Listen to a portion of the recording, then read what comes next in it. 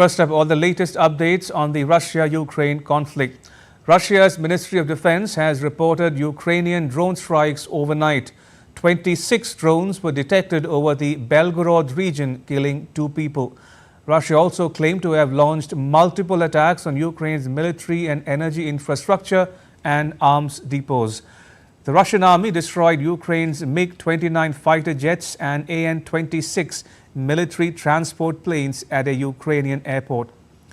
For its part, Ukraine reported attacking Russian command posts, soldiers and military equipment. In some more news, Ukraine on Friday claimed to have downed a Russian strategic bomber for the very first time. The warplane is capable of carrying long-range missiles. But Russia said that the aircraft crashed because of a technical malfunction as it returned to base after carrying out a combat mission. The pilots had ejected, but one of them died. Now, as the conflict enters its 786th day, servicemen fighting near Chasiv Yar in Donetsk region are waiting for the approval of the U.S. aid bill for Ukraine. The White House has said that they would send shipments of arms to Ukraine as soon as funding request is approved by the House of Representatives.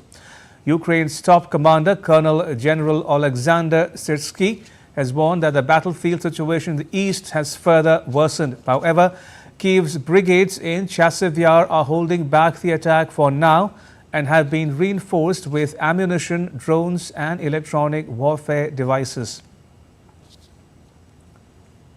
Meanwhile, U.S. lawmakers in the lower house of the country's legislature are due to vote on Saturday on a series of long-awaited foreign aid bills that include funding for Ukraine, Israel and the Indo-Pacific region. The lawmakers could give around $95 billion in U.S. funding to allies if the bills are first passed by the House of Representatives and then by the upper chamber called the Senate. And DD India's Caroline Malone has more from Washington, D.C.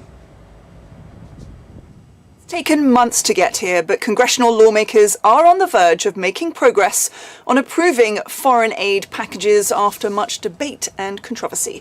Republican House Speaker Mike Johnson got through a procedural vote formally on Friday, which opens up the aid bills for debate before voting to pass them. That's even though 55 members of the Republican Party, his own party, voted against it, including members of the far-right House Freedom Caucus, who have said they may also move to oust him from the Speaker role in protest of the bills. Well, Johnson was only able to get to the next stage with the support of the Democrats, who, in a highly unusual bipartisan move, actually gave 165 of their votes to the courts. Well, these bills come in 4 parts: $60 billion for Ukraine, $26 billion for Israel, $8 billion for the Indo-Pacific, that's largely to support Taiwan, and a wider national security bill that includes moves against Russia and China, such as on fentanyl, and insisting that Beijing divests its ownership of the social platform TikTok.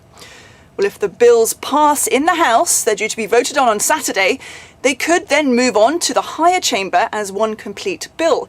Senators are supposed to be in recess next week, but they could be called back to vote given the urgency of this funding.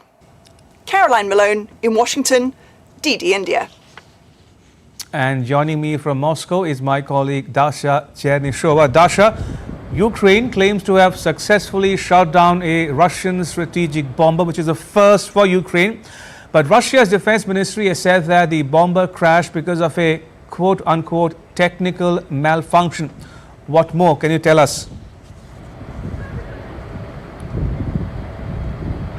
Well, that's right. The Russian Ministry of Defense has confirmed that the Tu-22M3 strategic bomber has indeed crashed in Russia's southern Stavropol region. It happened on Friday, and the understanding from the Russian Ministry of Defense is that the reason, the cause for this crash was the tactical malfunction. Now, everybody in Russia has seen the footage of the plane circulating on social media, how this bomb was actually spinning while it was crashing towards the ground. Now, we understand that there were At least 4 pilots, one of them has died according to the Russian authorities. 2 others have been found on the ground, and the search and rescue operation is ongoing for the 4th one. The Russian Ministry of Defense has not commented on the Ukrainian claims, but obviously the investigation is ongoing. We also understand that these bomber was returning from the after completing the combat tasks. Also, Dasha, US lawmakers, we are told, are all set to vote on billions of dollars in aid for Ukraine. How's Moscow viewing this development? Well, there is the negative attitude towards any weapons supplies and any military aid to Ukraine in Russia. Moscow insists that because of those Western supplies of the military equipment, this operation is still ongoing, because, to remind you, one of the goals that Moscow outlined from the very beginning was to demilitarize Ukraine, but having more weapons from the NATO countries, the operation will have to last longer, and that's why Moscow will have to continue to target what it calls the military infrastructure of Ukraine with its high-precision, long-range weapons. The understanding in Moscow is that the West is willing to continue the conflict for as long as possible in order not just to help Ukraine, but to defeat Russia strategically on the battlefield. Having said that, in the most recent interview that the Russian Foreign Minister Sergei Lavrov has given, Lavrov was speaking about the possibility of the negotiations. Once again, we are getting these statements from the Russian side that Moscow is willing to engage in the talks, but says there is nobody on the Ukrainian side to talk to. But just the rhetoric that we are getting is obviously very helpful to see this situation actually coming to terms in the coming months, perhaps maybe weeks. But certainly Russia says that as long as Ukraine is pumped up with weapons, the more difficult it is to get to the negotiating table. But Moscow hopes that the Western countries would be willing to push Ukraine and to get back to the negotiation solution for this Ukrainian conflict. In the meantime, the operation will continue. If Ukraine gets more weapons, it will last even longer. All right, we'll leave it at that. Dasha, thank you. That was Dasha Chernyshova reporting from Moscow.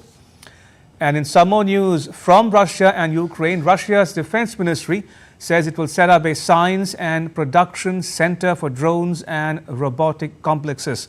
Russia's defense minister Shoigu inspected a testing range for firearms and drones in the Moscow military district. The Russia-Ukraine conflict has witnessed heavy drone deployment, with thousands of unmanned aerial vehicles used to track enemy forces, guide artillery and bomb targets. The tiny, inexpensive first-person view drone has proved to be one of the most potent weapons in this conflict. Meanwhile, Ukraine's President Volodymyr Zelensky has told the NATO members that his country needed a minimum of 7 Patriot or other high-end air defense systems to counter Russian airstrikes. He urged them on Friday to step up their military assistance for Kyiv. We are telling this directly to defend. We need 7 more Patriots or similar air defense systems, and it's a minimum number. They can save many lives and really change situation. You have such systems? Please, from the beginning of this year alone, a bit more than just 3 months, Ukraine has been hit with almost 1,200 Russian rockets, including air ballistic, and also more than 1,500 Shaheeds. Part of this evil we managed to neutralize, shoot down, but only a part.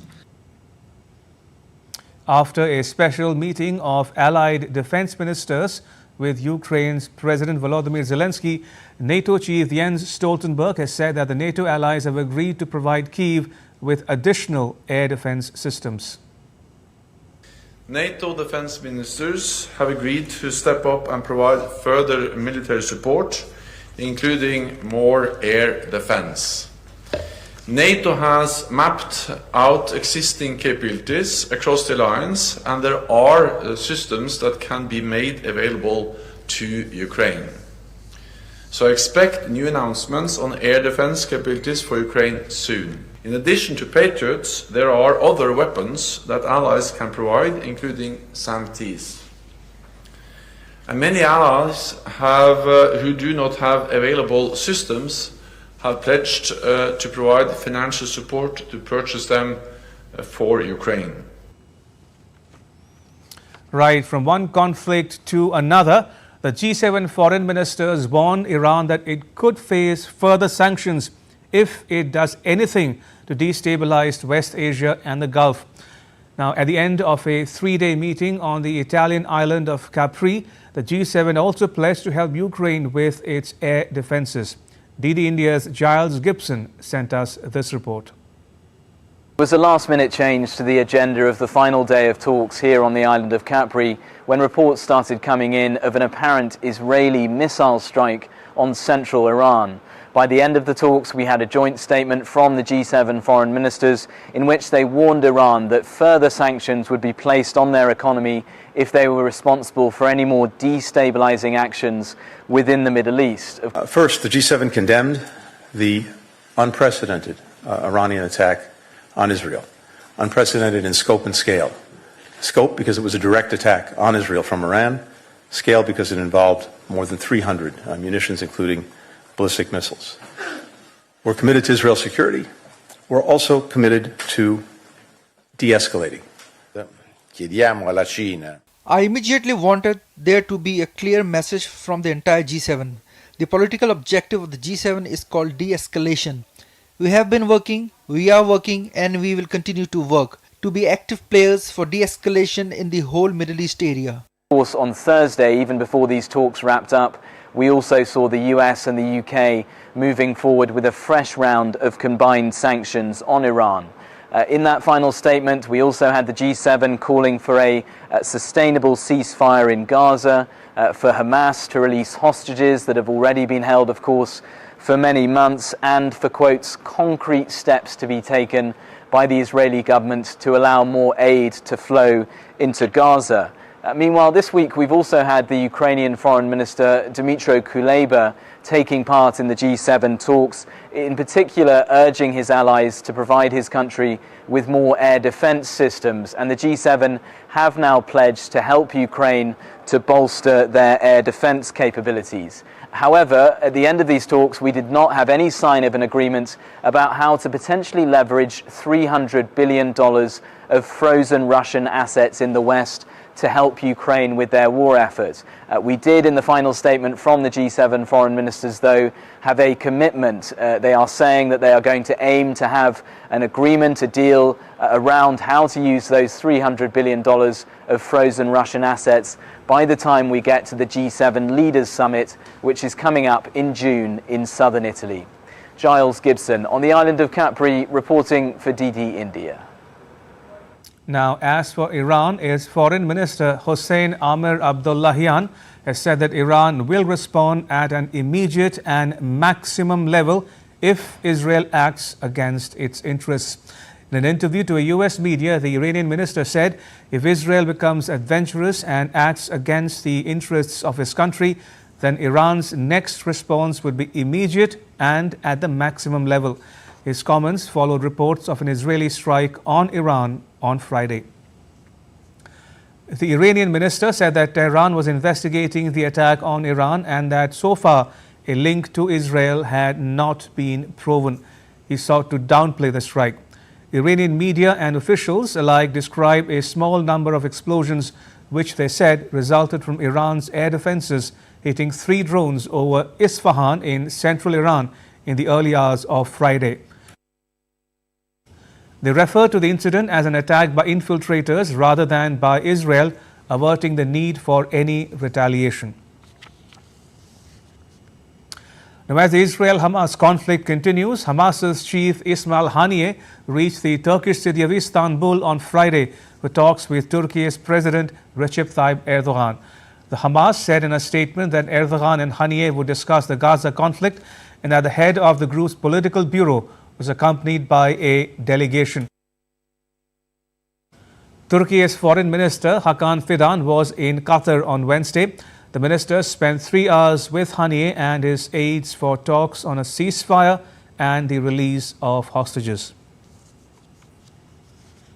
Now, Iraq's Popular Mobilization Forces said that its command post at the Kalso military base, about 50 kilometers south of Baghdad, was hit by a huge explosion late on Friday local time.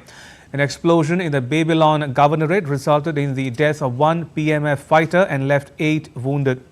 It was not known who was responsible for the airstrike. Meanwhile, a U.S. official said that there had been no U.S. military activity in Iraq.